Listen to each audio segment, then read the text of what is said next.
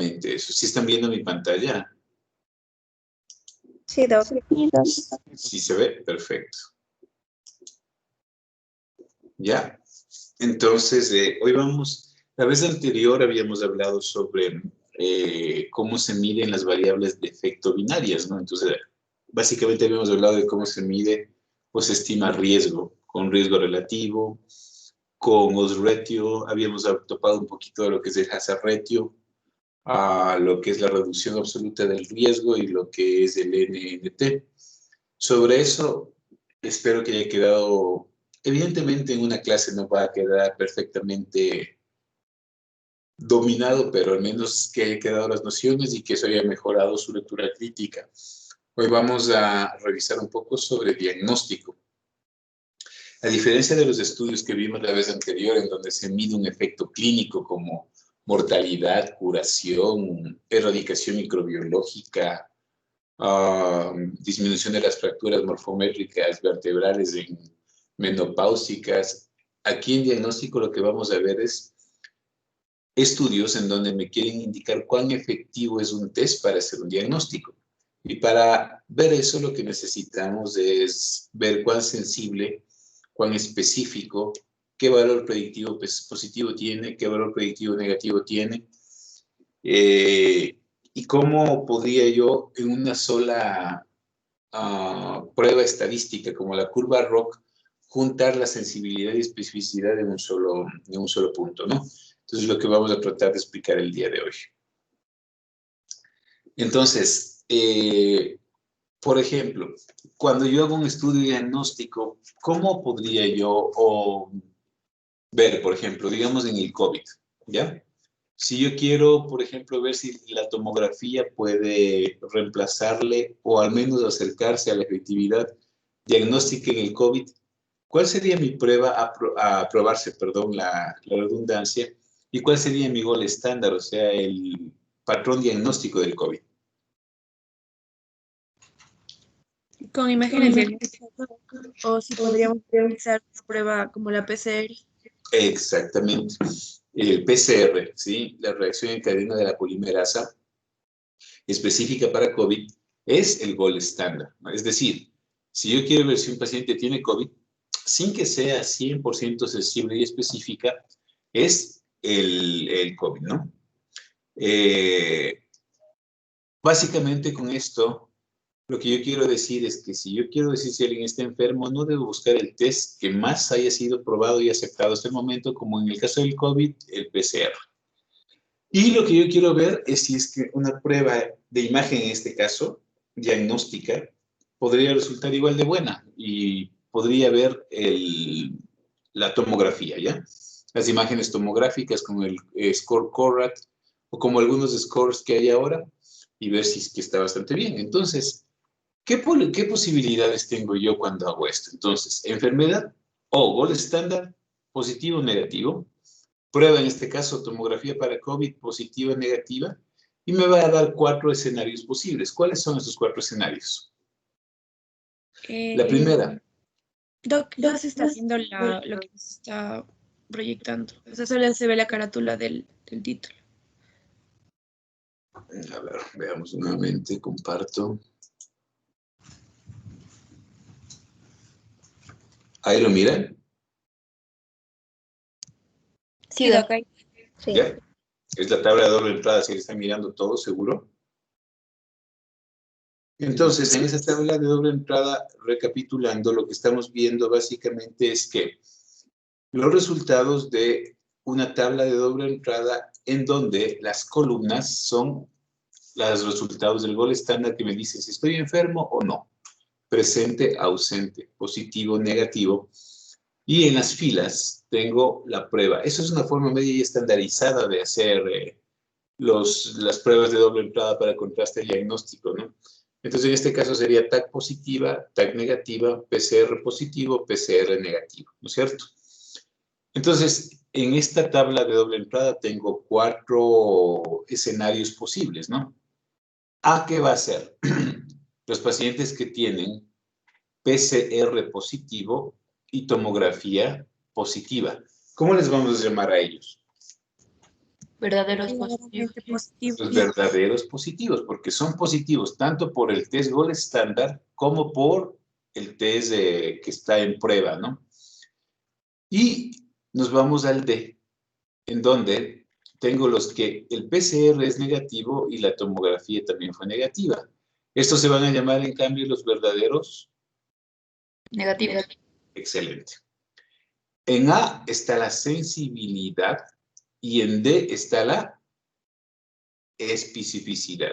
Entonces, quiero que me digan por qué en A está la sensibilidad y en D la especificidad.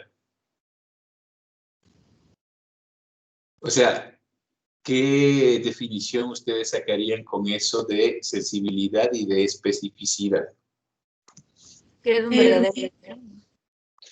A ver, los verdaderos positivos se llaman sensibilidad porque la sensibilidad es la capacidad de una prueba para detectar ¿qué? Enfermos. Enfermos. O sea, verdaderos positivos. Porque el verdadero positivo es el que está enfermo realmente, ¿no es cierto?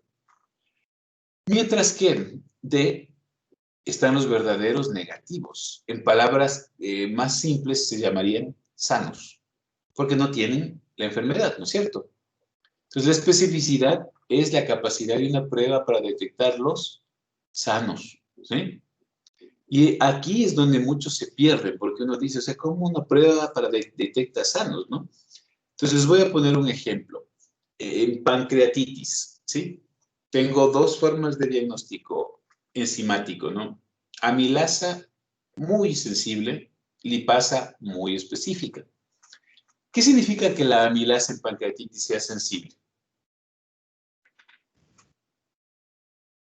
Que puede detectar una condición, Por eso, pero en pancreatitis, ¿qué significa que sea sensible? Significa que los enfermos que tienen pancreatitis siempre o casi siempre tendrán que elevar la amilasa. Exacto, perfecto. O sea, los enfermos con pancreatitis casi siempre tendrán elevada la amilasa porque es una prueba que detecta muy bien los enfermos con pancreatitis. ¿Cuál es el problema de la amilasa? ¿Quién me puede decir? podría estar elevado en otras condiciones. Excelente. Por ejemplo, denme solo 3 ejemplos.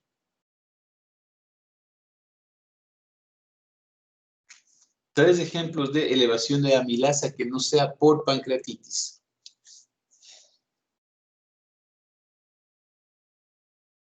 Uno, isquemia intestinal, afecciones intestinales, afecciones ováricas, parotiditis. O sea, hay muchas causas en donde la amilasa puede estarse elevando y no es pancreatitis. Entonces, la conclusión de la amilasa es que se eleva siempre en los enfermos con pancreatitis, pero su elevación no necesariamente me dice que tengo pancreatitis. No sé si me estoy haciendo entender. ¿Qué complementa el diagnóstico de pancreatitis? Es la lipasa. Porque en cambio, la lipasa, ¿en qué otras condiciones se eleva?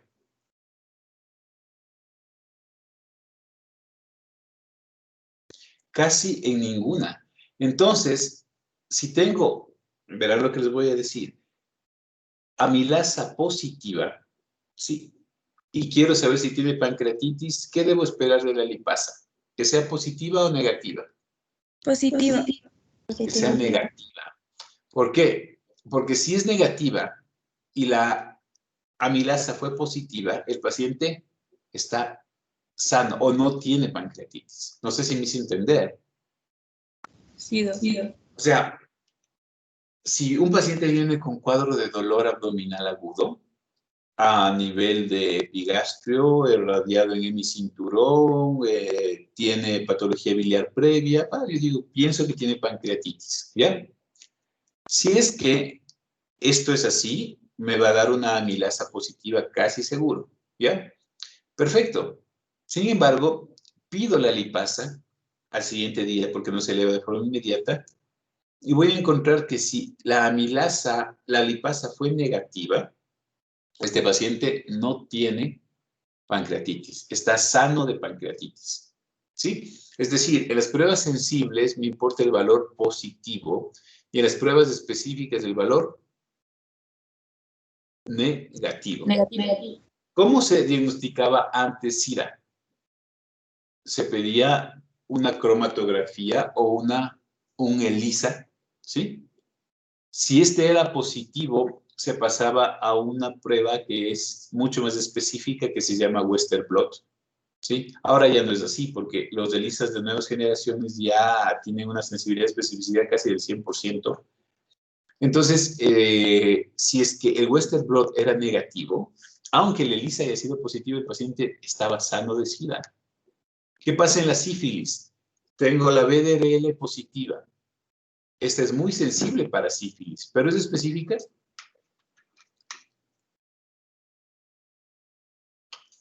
No, Ya no estudia mucha sífilis. Entonces, básicamente no, porque tengo que pedir el antígeno absorbente para treponema pálido que se llama FTABS. Si este es positivo, pues tengo sífilis, pero si es negativo, me descarta que tengo sífilis y me dice que estoy sano de sífilis. Entonces, una prueba sensible me importa su resultado positivo. Una prueba específica me importa su resultado negativo. La prueba sensible, su resultado positivo me dice que estoy enfermo. La prueba específica, su resultado negativo me dice que estoy sano. ¿Se entendió la explicación? ¿Sí? ¿Perdón? ¿Puede dar otra? Se escucha entrecortado la persona que está conversando. ¿Desean que repita?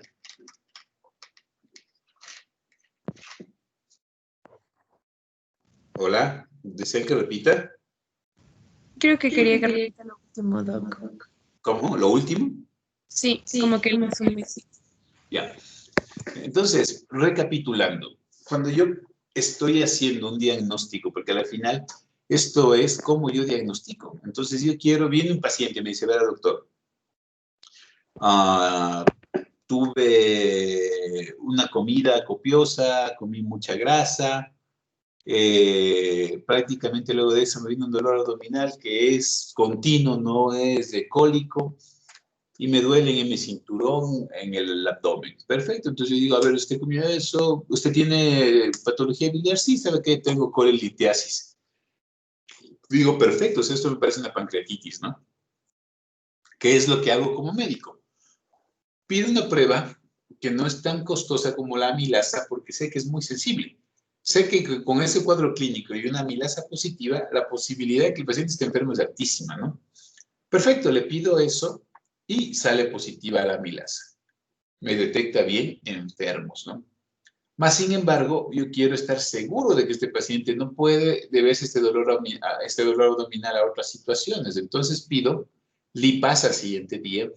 Si la lipasa fue negativa, pese a que el paciente tuvo todo esto, me está diciendo que no tiene pancreatitis, porque esta es específica de pancreatitis. ¿Y por qué es específica? Porque es capaz de que los que la amilasa me sugirió enfermos, sacarles y decir no tiene la enfermedad. Conclusión, las pruebas específicas necesito valor positivo y las pruebas sensibles valor positivo, las pruebas específicas valor negativo. Pero también son complementarias porque si tiene ese dolor abdominal, amilasa positiva y lipasa positiva, ¿qué tiene el paciente? Pancreatitis. Excelente, excelente. Así se tiene que hacer. Es igual. Doctor, tuve relaciones y no me cuidé y me ha salido este chancro. Perfecto, te pido BDRL. Ya, positivo. Le pido el específico FTABS positivo. ¿Qué tiene el paciente? Sífilis, penicilina. Entonces, más o menos es como uno actúa para darse cuenta cómo estamos. Entonces, en el punto A, lo sensible. En el punto D, lo específico. Punto A, verdaderos positivos. Punto D, verdaderos negativos. Punto A, enfermos. Punto D, sanos. Punto A, sensibilidad. Punto D, especificidad. ¿La explicación?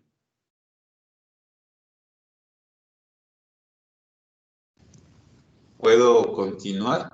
Sí, Doc. ¿Ya? Más sin embargo, hay algo que nos está quedando. O sea, si esto fuese así de bonito, esto fuese, tengo de 100 pacientes estudiados, 100 aquí, y de 100 pacientes estudiados, 100 acá. O sea, tengo sensibilidad y especificidad del 100%, pero eso no siempre es así, porque va a haber circunstancias en donde el test gold estándar es negativo, volvamos al COVID, PCR negativo, pero mi tomografía me sugiere positividad. ¿Sí? ¿A quién le creo? ¿Al PCR o a la tomografía? Igual estándar. Siempre el gold estándar. Por ende, aquí están pacientes sanos con tomografía positiva. Esos se llaman falsos, ¿qué? ¿Falsos positivos o falsos negativos? Falsos positivos. Falsos positivos. Son falsos positivos porque son pacientes que realmente están sanos, pero el test que yo estoy evaluando fue positivo. Falsos positivos, ¿sí? Mientras que en el cuadrante C tengo aquellos pacientes que el PCR me dijo tiene COVID, pero la tomografía no me dio ningún hallazgo que sea compatible. ¿Cómo se van a llamar esos? Falsos negativos. Falsos negativos. Es decir, los falsos positivos son o pertenecen al grupo de sanos y los falsos negativos pertenecen al grupo de enfermos. Entonces, ¿qué cuadrantes me van a importar a mí para ver sensibilidad? Entendiendo que la sensibilidad le importa a los enfermos. Evidentemente A, ¿y cuál más? Sí. Exacto, Sí. porque también son enfermos, aunque el test que estoy probando haya sido negativo. Por ende, ¿cómo calculo sensibilidad? Calcularé dividiendo A verdaderos positivos o enfermos para A más C. O sea, los enfermos verdaderos para todos los enfermos. Así se calcula sensibilidad. ¿Quedó claro? Ya vamos a hacer un ejercicio luego de esto para que lo puedan hacer, porque estadísticas, si no hacen ejercicio un mínimo y rápido, pero que les haga entender bien, no queda grabado el conocimiento. Pero quedó claro entonces lo que es sensibilidad. El partido de las columnas en donde están los verdaderos enfermos sobre los falsos negativos, que también son enfermos. En cambio, especificidad, ¿en qué columna estará? En este punto de aquí, ¿no? En donde, ¿qué me está diciendo? Que la sensibilidad se calcula a partir de verdaderos negativos o sanos para B más D, ¿sí? Los falsos positivos, que también son sanos, más D. O sea, especificidad me calcula verdaderos negativos para todos los negativos. ¿Queda claro? ¿Sí o no? O sea, sensibilidad y especificidad se basa en estado del paciente sano o enfermo o en resultado de la prueba positivo o negativo. ¿Y la prueba? Pensarán bien. De estado. Lógico, porque en la sensibilidad y especificidad más me importa lo que el gold estándar me dijo. Por eso calculo en columnas, ¿sí? O sea, la sensibilidad me sirve para decir si estoy enfermo y la especificidad para decirme si estoy sano. Pero ahora debo buscar algo que me diga o que me hable de la positividad o negatividad de mi prueba que está siendo contrastada, que se llaman valores predictivos positivos y negativos. En cambio, ya sabemos que la sensibilidad es la capacidad de una prueba para detectar enfermos, la especificidad para detectar sanos. ¿Qué será o cómo definiré el valor predictivo positivo y negativo de una prueba? Doc, yo sabía que este servía para que la prueba va a tener la misma población específica en relación con su prueba. Ya, sí, por ahí vamos algo. ¿Alguien más que quiera opinar? ¿Cuán probable es la enfermedad? Ya. O sea, básicamente, sensibilidad y especificidad me hablan de la enfermedad, ¿sí? Mientras que los valores predictivos me hablan del resultado de la prueba. Un valor predictivo positivo significa la capacidad de una prueba para que si esta es positiva, yo estoy enfermo, ¿sí? ya está hablando del resultado de la prueba. O sea, la capacidad de que si la tomografía es positiva, yo tengo COVID. ¿Sí? Ojo que estoy hablando no de enfermo o sano, sino de resultado de prueba positiva. ¿Se dan cuenta la diferencia? Ya van a ver cómo se calcula. El valor predictivo negativo, en cambio, es la capacidad de una prueba de si este tiene un resultado negativo, yo estoy sano. ¿Ya? Entonces, ahora, ¿qué me va a importar? ¿Sanos enfermos o aquellos que tuvieron resultados positivos y resultados negativos? Los resultados. Lógico. Entonces, el valor predictivo positivo me está hablando de los que tuvieron resultados positivos, es decir, de los verdaderos positivos, ¿sí? Y de los falsos positivos, ¿sí? Es decir, de todos aquellos que fueron positivos en mi prueba que estoy contrastando, en este caso la TAC. ¿Cómo calculo? A sobre todos los positivos, A más B.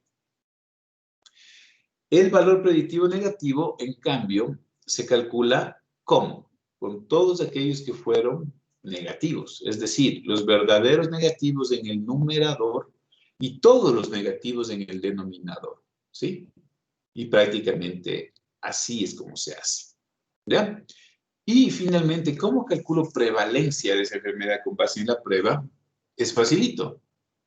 Prevalencia significa aquellos que tienen o están realmente ¿qué? ¿Sanos o enfermos?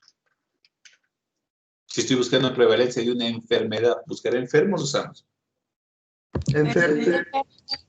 Lógico, y enfermos es verdaderos positivos A y falsos negativos C. Por ende, la prevalencia será A más C, todos los enfermos, ¿sí? Para A más B más C más D, para toda la población. ¿Sí queda claro? Si les interesa, al finalizar la clase o en otra clase les diré lo que son las razones de verosimilitud positivas y negativas, que son un poquito más avanzadas, la verdad. Pero con que hayan entendido lo que es sensibilidad, especificidad, valor predictivo positivo, valor predictivo negativo, sensibilidad, detectar enfermos, especificidad, detectar sanos, valor predictivo positivo, capacidad de una prueba de que si es positiva, estoy enfermo, valor predictivo negativo, capacidad de una prueba para ver si es negativa, estoy sano, ¿sí? Por ejemplo, ¿cómo será el valor predictivo negativo de la lipasa en pancreatitis? ¿Alto o bajo? ¿Qué pasará si un paciente con pancreatitis tiene lipasa negativa? Es sano. Lógico. Por ende, el valor predictivo negativo es alto o bajo. Es altísimo. Alto. Porque si esa prueba es negativa, yo no tengo la enfermedad. ¿Sí? ¿Qué valor predictivo positivo tendrá el PCR en COVID? ¿Alto o bajo? también. Alto. Alto, porque si sale positivo, yo tengo la enfermedad. ¿Se dan cuenta? Aquí estamos hablando del resultado de la prueba. Abajo estábamos hablando de condición de enfermo sano. ¿Sí? ¿Claros hasta ahí? Vamos a pasar a hacer un ejercicio, ¿no? Que esto quiero que lo hagan y me van diciendo cómo les va, ¿no? ¿Qué es lo que vamos a ver ahorita? Dice, características diagnósticas de un estudio real, ¿no? De dímero D en el diagnóstico de trombosis venosa profunda. Entonces, quiero ver cómo se comporta el dímero D, ¿sí? Para diagnosticar trombosis venosa profunda. ¿Con quién tengo que contrastar si es que el dímero D lo quiero ver si funciona en trombosis venosa profunda? Con el gol estándar para diagnóstico de trombosis venosa profunda. ¿Y cuál es el gol estándar para trombosis venosa profunda?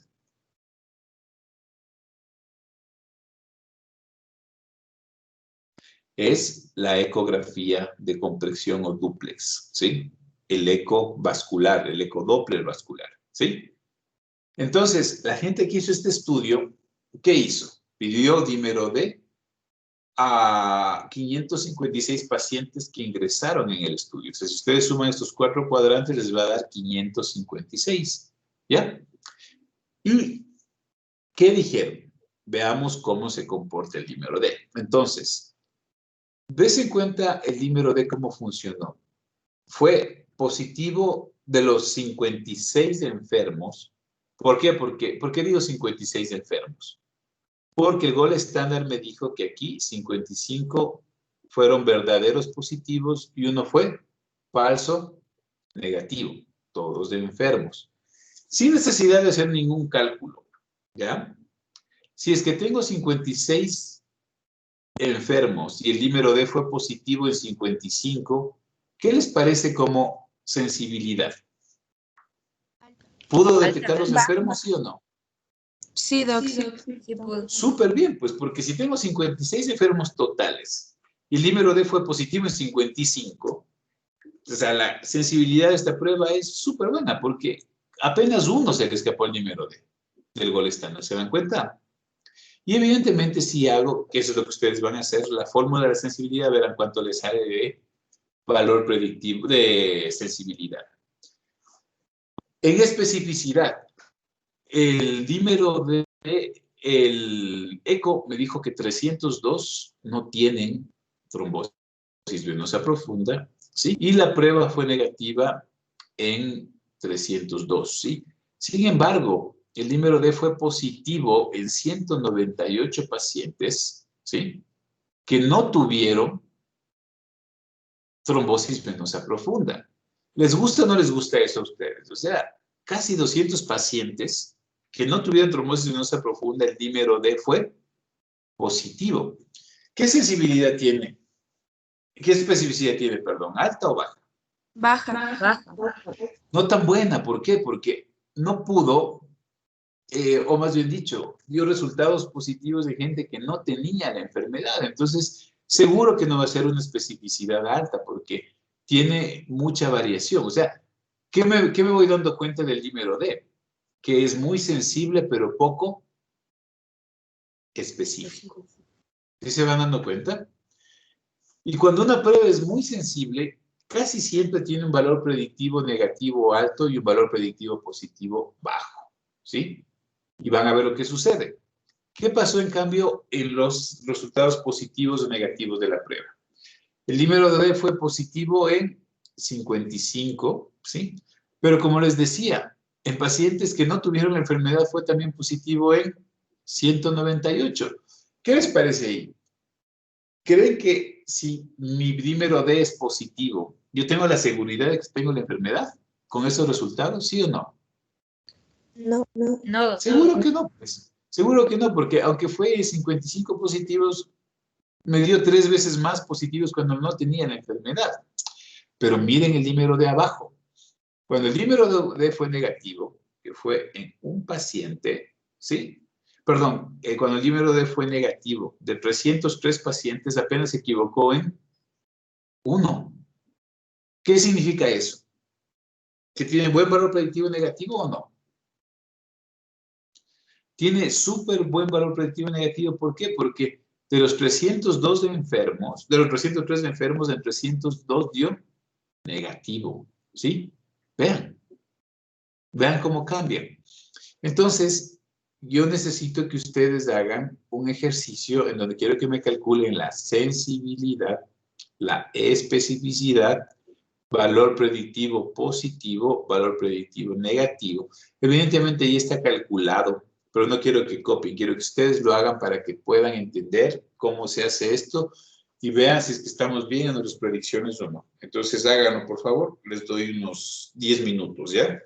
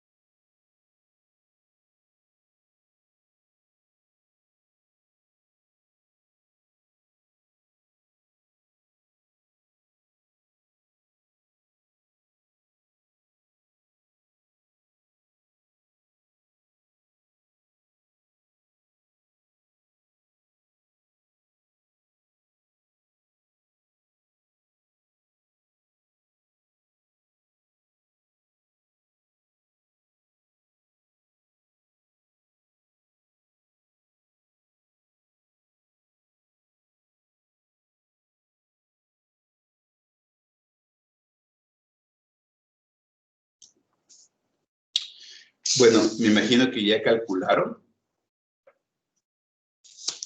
Vamos analizando. La sensibilidad, ¿cuánto salió? 98%. 98%. Y eso era, o sea, seguramente salió 0.98 en decimal y es 98%. Y es evidente y era lógico. ¿Por qué? Porque es muy sensible. Porque de 56 enfermos detectó 55. Así de sencillo, ¿sí? En cambio, en especificidad, de 802 sanos, ¿a cuántos detectó el test? Perdón, de 500 sanos, ¿a cuántos detectó el dímero D? A 302. O sea, casi la mitad de sanos no fueron bien clasificados por el dímero D. Por ende, su especificidad fue del 60%. En valor predictivo positivo, de 253 valores positivos, ¿sí? Solo 55 tuvieron la enfermedad. Por ende, ¿qué valor predictivo positivo tiene? ¿Bueno o malo? Malo. Lógico, porque de 253 valores positivos, solo 55 fueron reales, entonces 22%, ¿no? Pero en cambio, el valor predictivo negativo, que es el más increíble junto con la sensibilidad, me está diciendo que de 303 sanos, ¿sí? Hubieron 302 resultados negativos. Por ende, su valor predictivo negativo es altísimo, 99.7%. Es decir, que si mi sospecho en trombosis venosa profunda y mi dímero D es negativo, ¿qué debo hacer? Decirle al paciente, ¿tiene o no tiene trombosis venosa profunda? Que no. Exacto. ¿Sí se dan cuenta? Si quiero coger y extrapolar esto a pancreatitis, ¿qué les diré? Amilasa lipasa. ¿La amilasa qué sería? Muy específica porque clasifica bien a enfermos. ¿Y qué tendrá? ¿Un buen valor predictivo negativo o buen valor predictivo positivo?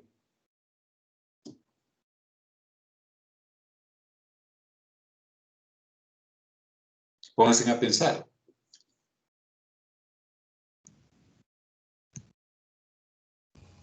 Positivo. Un buen valor predictivo negativo, porque si un paciente con sospecha de pancreatitis tiene amilasa negativa, casi seguro no tiene la enfermedad. Entonces, sensibilidad va de la mano con valor predictivo negativo. Vamos al otro lado. Lipasa. Lipasa era, ¿cómo?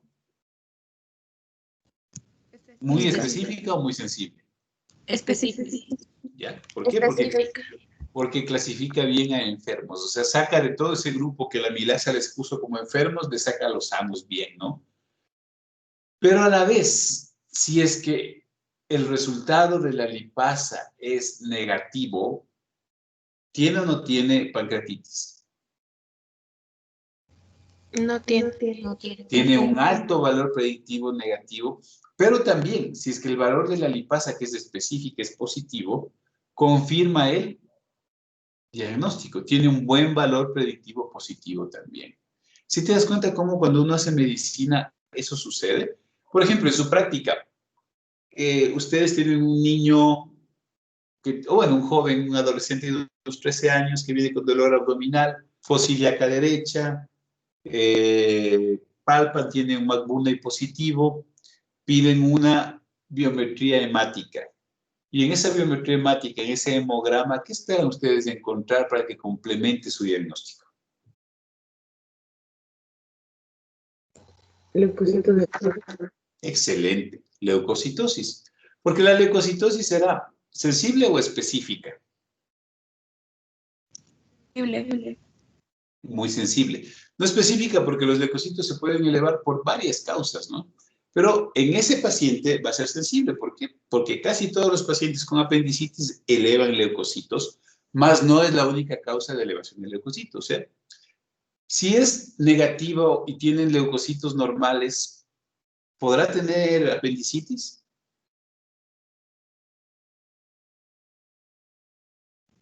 No. No. Probablemente no, y ahí le observaré y no le pasaré directamente al quirófano, porque si está jovencito de pronto tiene una adenitis mesentérica que duele ahí mismo, pero de pronto no es. Entonces, si se dan cuenta con ustedes día a día, van pidiendo este tipo de test, vamos a cardiología. ¿Se acuerdan de las enzimas cardíacas que vimos, no es cierto? Entonces, paciente con infarto, con dolor precordial de 20 minutos de duración, con electrocardiograma que muestra cambios de inversión de onda T de B1 a B4. ¿Cuál es su sospecha? Infarto de la coronaria, de la descendente anterior. Perfecto, ¿no es cierto? Entonces ustedes cogen y ¿con qué van a completar todo esto? ¿Qué parte analítica van a pedir? Las Troponina. troponina. Las enzimas, ¿no es cierto?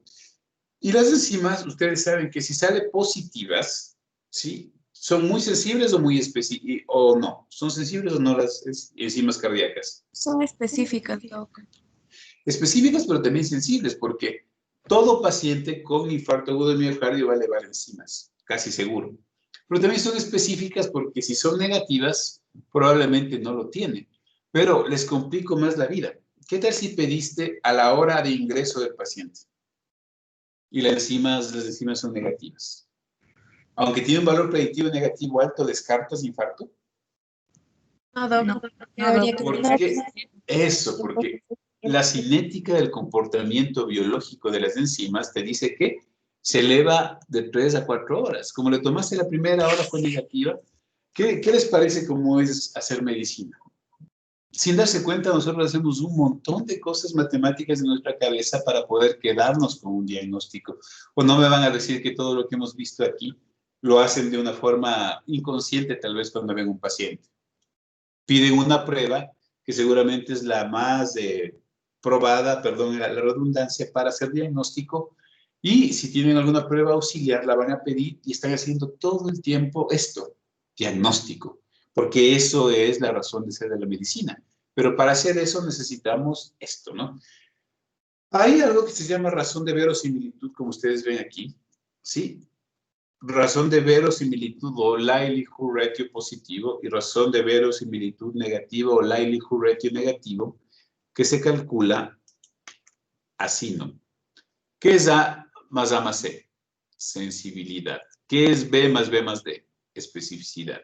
Si divido la sensibilidad para la especificidad, me va a salir la razón de verosimilitud negativa, que en este caso fue 2.5. ¿Qué significa esto entonces? Que si la prueba es positiva, tengo 2.5 veces más posibilidad de tener la enfermedad. ¿Sí? Es como se leía qué prueba que vimos en el caso anterior. 2.5 veces más. El riesgo. Exacto. La razón de verosimilitud en estudios diagnósticos, ¿sí? Es el equivalente a el likelihood ratio o el ratio, perdón, al ratio o el riesgo relativo en estudios clínicos, ¿no? ¿Sí se dan cuenta? 2.5 veces más. ¿Cómo le saco? Porque esa es la más importante, dividiendo sensibilidad para especificidad. Si ustedes dividen 98 para 60, les va a salir 2.5. ¿Sí? ¿Qué les ha parecido lo que hemos estado aprendiendo en este tiempo? ¿Sí les quedó, les aclaró el panorama esto que hemos hablado de sensibilidad, especificidad? Sí, Doc. ¿Ya? ¿Alguna pregunta más?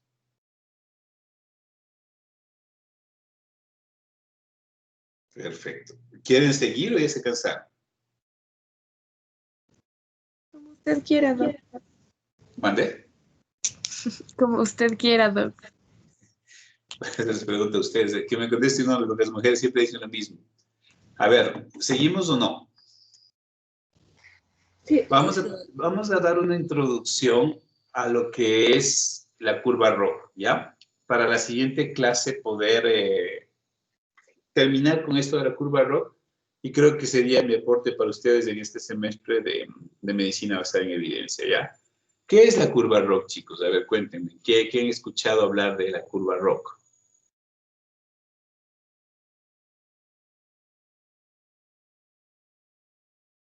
¿Alguien algún momento en estadística les dio lo que es una curva ROG, para qué sirve?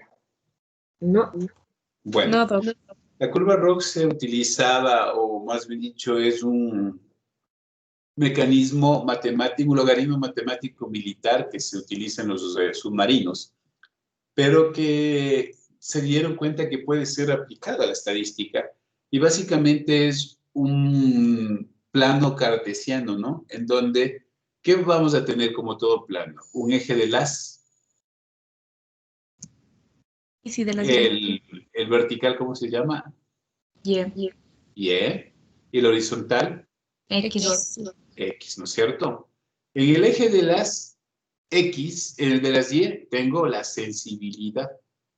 Y en el eje de las X, tengo la especificidad. Pero tengo un problema.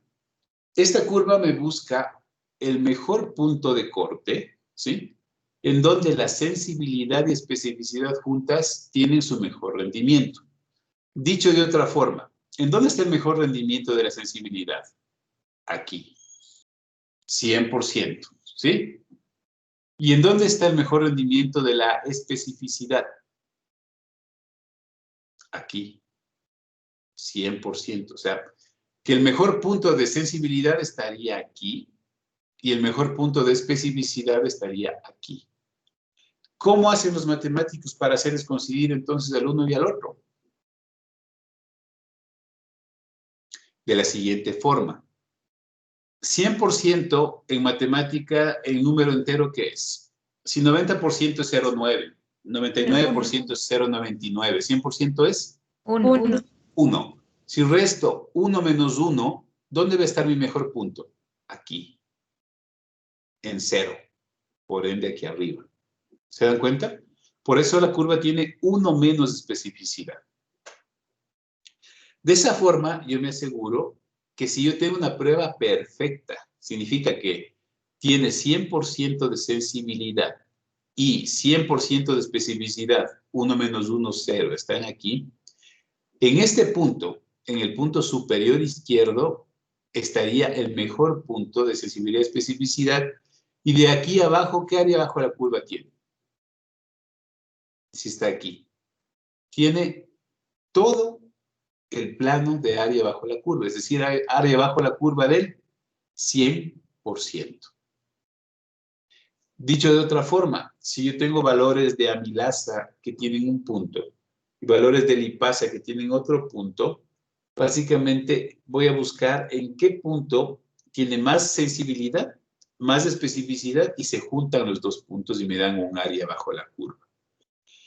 Entonces, el área bajo la curva, por ejemplo, aquí que estamos viendo los puntos de corte diferentes del dímero, del péptido natriurético cerebral para ver falla cardíaca, ¿no?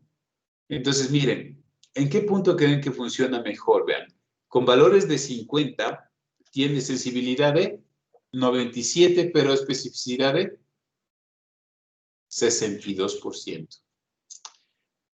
Con valores más elevados, ¿qué va a suceder? Va a ser más específico, pero menos sensible. ¿Sí se van dando cuenta? ¿Qué busca la curva ROG? Encontrar el sitio en donde la especificidad y la sensibilidad son mejores. ¿Cuál sería para ustedes? De pronto a mí me parece que 90-76, ¿verdad? O 87-79. Entonces, ¿qué significa?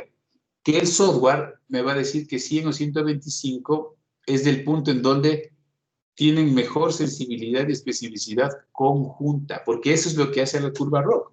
Unir sensibilidad con especificidad y decirme tienes un área bajo la curva diagnóstica de tanto. O sea, vean lo que sucedió. ¿Cuál es el punto entonces que mejor funcionó en este caso? Para ustedes. El de 150. Es el que más, sí, es el que más se acerca acá. Y aunque no lo crean, es el de 125. 125 tuvo aquí un área bajo la curva de 83%. ¿Qué significa eso? Que con 125 de péptido natriurético cerebral, tengo el 83% de certeza de diagnosticar falla cardíaca. ¿Sí? ¿Qué les parece? Así se lee la curva ROG. Y básicamente es cómo funciona. Vean aquí, este gráfico es interesantísimo porque compara la curva ROC del péptido natriurético cerebral en rojo y el ecocardiograma en azul, en línea no continua, discontinua. ¿Cuál ha sido mejor para diagnosticar falla cardíaca en emergencia? ¿El péptido o el eco? Solo viendo las curvas ROC. El péptido. Lógico. ¿Se dan cuenta? Así de fácil y para eso me sirve, ¿no? Y para encontrar un punto de corte en donde yo diga, con 125 tengo la certeza del 83% de que un paciente que tiene péptido natriurético cerebral de 125 tiene falla cardíaca o tiene disnea aguda, porque realmente es para eso, ¿no?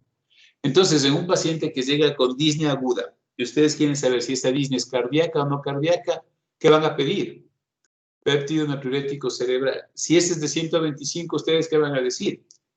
Tengo el 83% de posibilidades de que esa disnea sea de causa cardíaca. No sé si quedó claro.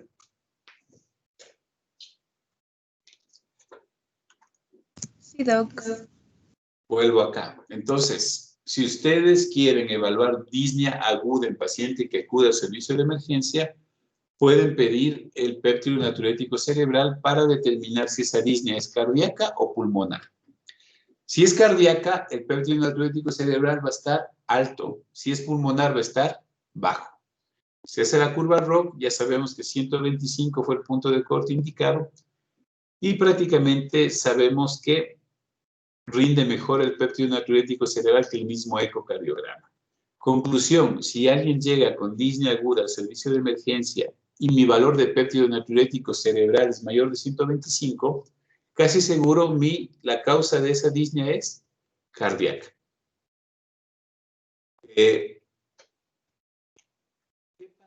¿Para qué servirá esta línea discontinua azul que está trazada aquí? Esto en estadística se llama, en curva ROC, línea de no discriminación. ¿Y sirve por qué? ¿Qué está marcando esa línea de no discriminación? ¿Qué porcentaje de área bajo la curva?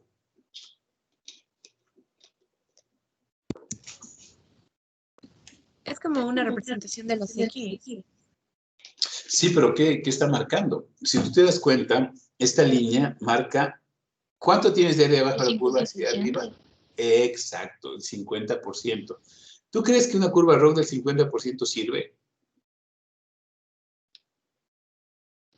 No. Para nada, ¿por qué? Tengo 50% de pacientes que les diagnostico y 50% que no les diagnostico. No me sirve de nada. Las curvas ROC son adecuadas cuando superan el 70-75%, ¿sí? Porque me dan ya una buena cantidad. O sea, 3 de 4 pacientes van a ser clasificados, pero si es inferior a eso y se acerca al 50%, ya prácticamente no sirve. Y peor si está bajo el 50%, ¿no? ¿Sí queda claro? Sí, no. ¿Ya?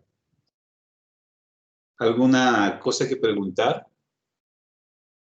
¿La curva ROC les ha quedado clara hasta cierto punto? ¿Tienen algo nuevo o podemos ya dejar ahí? Vayan a revisar, ¿sí? A ver. Yo tengo una pista, pero no sé si sea válido, porque en el grafiquito que nos presentó de la curva ROC, de acuerdo a los valores, estaban unos círculos y según la gráfica que se traza de la curva, algunos de estos quedaban sobre esta línea y otros debajo. Déjame ponerte nuevamente para ver en qué punto me estás diciendo, ¿ya? ¿Se ve la pantalla? Sí, doc. Ya. A ver, estos círculos que ven ustedes de aquí, sí, todos topan la línea, ¿sí? Unos tienen más sensibilidad que especificidad, por eso el circulito se va más hacia arriba que hacia abajo, pero siempre van a topar la línea roja, nunca van a estar fuera, ¿no? Por ejemplo, donde tengo más equilibrio podría ser en el 80, aunque se va más a favor de la especificidad. Pero el punto en donde el 100 y el 125 son los más equilibrados, se podría decir, pero todos topan la línea roja de una u otra forma, ¿sí se dan cuenta? Porque en unos predomina más sensibilidad y en otros más especificidad. No sé si te puede contestar. Sí, doc, esa era mi duda. ¿Ya? No, y cualquier duda es válida, por cierto, ¿no? O sea, cualquier pregunta que tengan, por más obvia que les pueda parecer, es válida, porque hay que hacerla, ¿no? ¿Tienen alguna otra pregunta?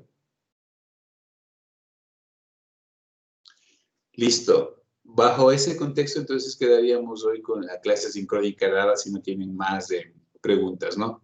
Que tengan un buen fin de semana, chicos. Muchas gracias. Gracias, Igual, Gracias. gracias. Igualmente, Doc, gracias.